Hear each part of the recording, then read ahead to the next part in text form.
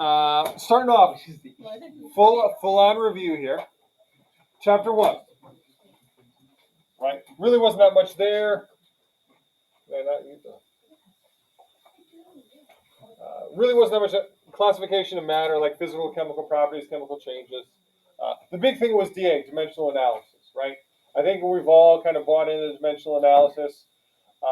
I will say, walking around and seeing some of our work on AP Classroom, we're still not writing a lot of units down next to our numbers, and it's messing us up because we're mixing kilojoules and joules together, grams, kilograms. We've really got to write units down next to it so that we know what we're going to have to use, right? Your specific heat might be in joules, but it might be asking for kilojoules or something like that. So you got to make sure you're on the same page with units.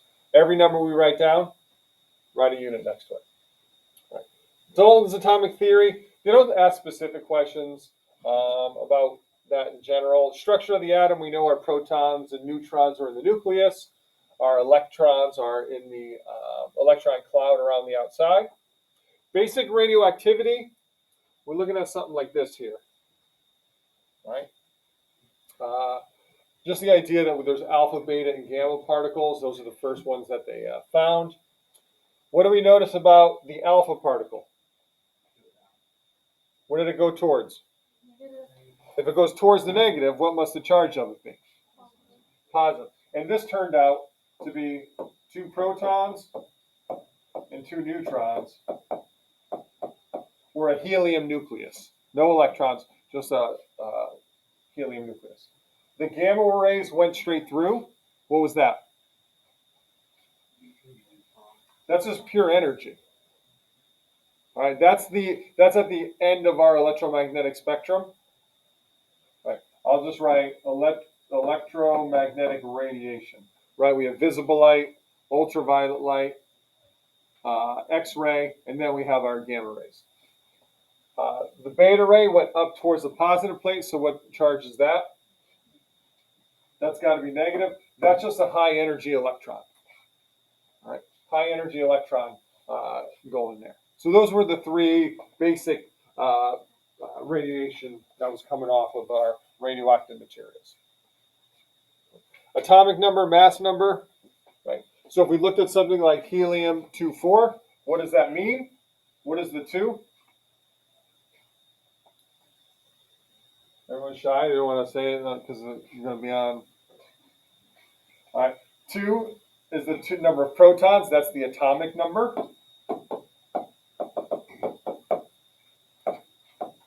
And the 4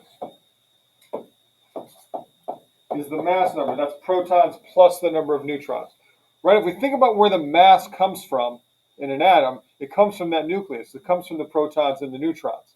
The electrons, those are like 1,000 times smaller than our protons and neutrons. So we don't really even consider them when we're talking about mass. All the mass of the atoms comes from the protons and neutrons, comes from the nucleus. That's why we can call that the mass number. Isotopes and percent abundance. Right? Chlorine has 2 isotopes, chlorine-37 and chlorine-35. Which one is more abundant? How can we tell? We could look on the periodic table. What do we got? 35.5. So which one is more abundant? Chlorine-35, right? It's like we're not taking, this is a weighted average. Right? We could say chlorine-35 is 75%. Chlorine-37 is 25%. How do we get our average atomic weight from this data?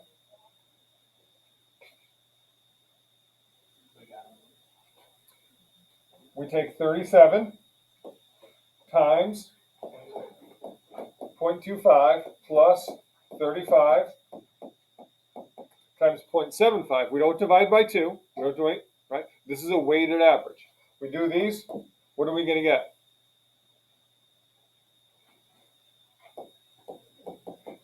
35.5. Right? And that's the weight that we get from our periodic table. The other way that this showed up is we had a mass spectrometer data where you had something like this, and you have peaks like that, right? Here we might not have actual numbers to go, but we would know, well, 35 is more abundant than 37, so we're going to end up shifted towards that 35. Somewhere in between those two is going to be our average, right? Not right in the middle, not 36, because there's not equal abundances there. Instead, we're going to be somewhere closer to that 35. Basic periodic table, we'll get to that a little bit more when we do chapter 8. Molecules, ions, chemical formulas, pretty good. Naming compounds, ionic covalent, acids. Right, let's talk about naming ionic compounds. First off, how do we know if a compound is ionic or covalent? Metal and nonmetal, polyatomic ions. If we have Roman numerals in the name, we know those are all ionics, right? Covalent, what's different about them? We have nonmetals, and what do we use to name them? Prefixes, right? We use the prefixes there. Carbon dioxide, right? Telling you there's 2 oxygens, one C there. Acids, I don't think we'll have to name. Hydrates, we might. We might have something like this. This is not multiplication, it's just the dot. It just means that for every 1 BaCl2, there's 2 H2Os attached to it. What would the name of this be? What's Ba? Good. What's Cl? Chloride. So barium chloride dihydrate. Right. We do use the covalent prefixes there, and then we just say hydrate. This is the form. We don't do like what we try to do, like parentheses with a 2. No, there's none of that. The 2 tells us how many of those H2Os we have, and we just have a dot in the middle of it between them. Chapter 3. Atomic mass, AMU gram per mole. What is the relationship there? What does AMU stand for? Atomic mass unit. This is what we use to weigh an individual atom, one atom, right? The mass of one atom there. Here, this is a mole of those atoms. Now, since we have a significant amount, we're going to use grams for that. Here, with our AMU, that's just one atom. It's not plausible for us to do like a lot of calculations. We can't measure that because it's way too small. But what we can do, we can scale that up. Using Avogadro's number, we can scale that up for 1 mole of those atoms. 1 mole of those atoms. So those weights on the periodic table, carbon is 12.011. If we're talking 1 atom, it's 12.011 atomic mass units. If it's 1 mole of carbon atoms, it's 12.011 grams of carbon. Okay. Avogadro's number, rarely ever have to use that. All of these are the same thing for molar mass, the mass of 1 mole, right? Molecular weight, molecular mass, formula weight, all of those all mean the same thing. We use for the periodic table. If we're talking H2O, right? We look up, we get 16, great, 18. All right. Percent composition, how are we going to use that? This is a mass percent, right? This is going to compare masses together. I think I can hide that. Okay.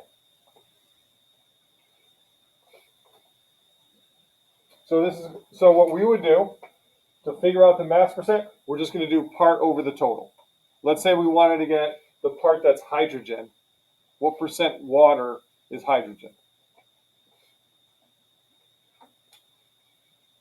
All right, so we could say the part that we want, the part that's hydrogen over the total. So here it'd be 2 over 18 times 100. What do we get? 11.1% hydrogen. All right. So now we could use that if we had a sample of water and we want to know how much hydrogen was there, we could multiply it by the 11% to figure out how much we have there. Percent composition is all about masses. All right. So that's easy for us because we can weigh things very easily. Now when we get into empirical formula, this is all about a mole ratio. Right? This relates moles to each other. The empirical formula is the simplest, most reduced formula. Right? If we had something like H2O2, that's the molecular formula. What would the empirical formula be? Just HO. Right. Let's say with that water, I was given this data.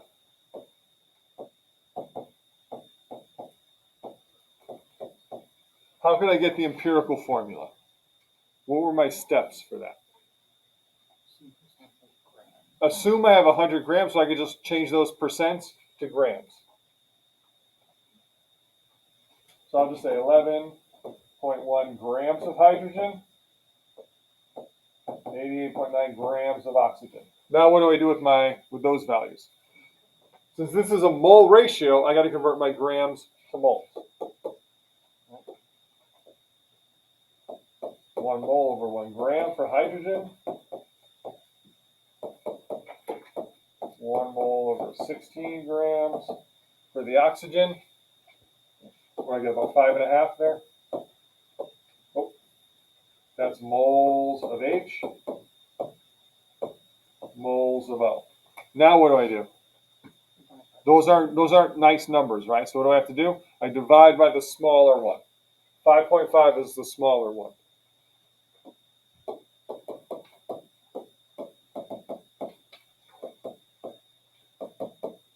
Right? I get 2, I get 1.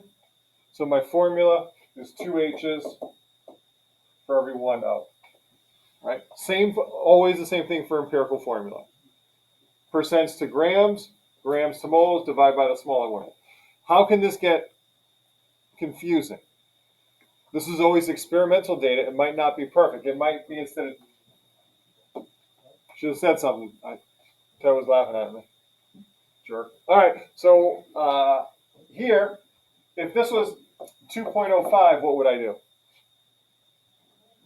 I'll just round off the 2. If it was 1.98, round the 2.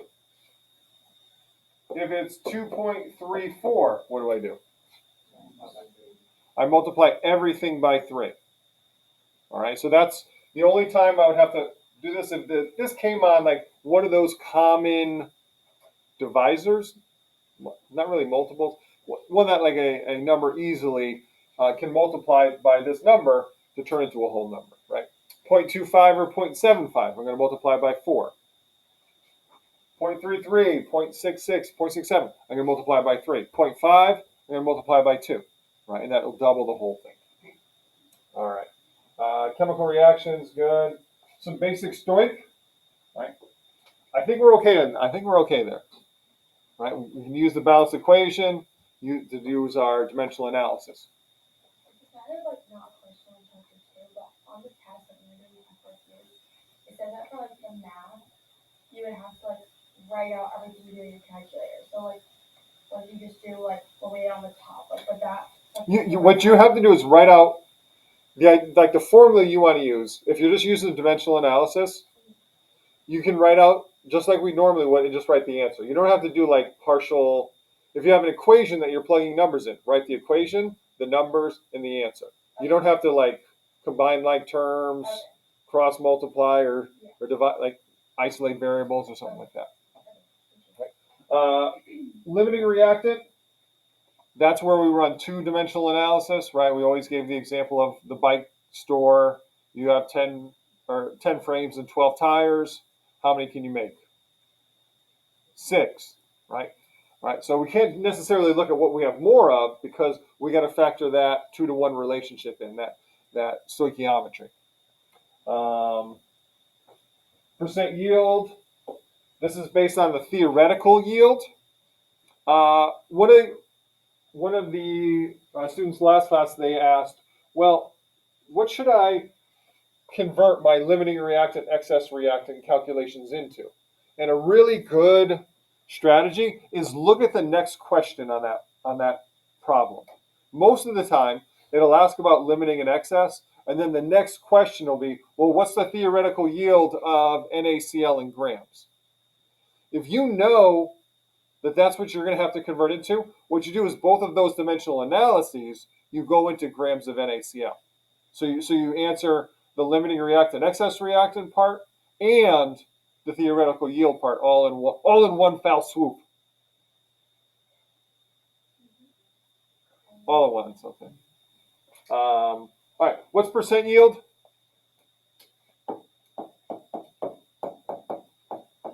Actual over theoretical. Theoretical is what you calculate using your limiting excess reactant. Where does the actual come from? They usually have to tell you that. That's like what we got in the lab. In general, our percent yield is lower than the actual. The actual yield is lower than the theoretical. It can be if it's over 100%. If we got more than we should have, what does that mean? One, it's like magic. That's probably not what happened. What probably happened? We measured wrong in the sense that maybe we were supposed to make sure our product was dry, but we waited when there was still some water left. Now we're getting a higher value than we expected. Maybe our product that we collected wasn't pure. So we end up with other things in there when we wait. Now it's heavier than expected, and we can get a percent yield greater than 100. But in general, our percent yield is less. The reaction might not go to completion. Some of it might have stayed soluble, stuff like that.